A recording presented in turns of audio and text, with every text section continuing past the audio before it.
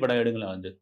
ஒவ்வொரு படமும் ரிலீஸ்ல பஞ்சாயத்து, பஞ்சாயத்து, பஞ்சாயத்து, பஞ்சாயத்து, பஞ்சாயத்தை சந்திக்காத படங்களே கிடையவே கிடையாது.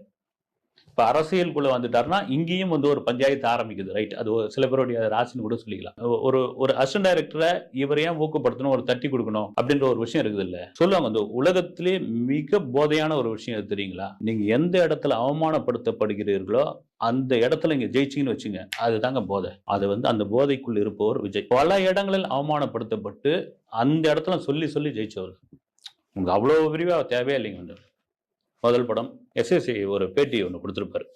அந்த பேட்டியில ரொம்ப இதுவா சொல்லியிருப்பாரு. அத பத்திரிகையாளர் காட்சி முடிஞ்சு நான் வெளியே வரும்போது சம்பிரதாயத்துக்காக நான் நிப்பேன் நானு. பத்திரிகையாளர் எல்லாரும் நூல் பிடிச்ச மாதிரி வந்து படம் பார்த்துட்டு வந்து சூப்பர் சார் பிரமாதமா இருந்தது, நல்லா இருந்தது அப்படின்னு சொல்லிட்டு போங்க. அதுல நான் தவறே சொல்லல.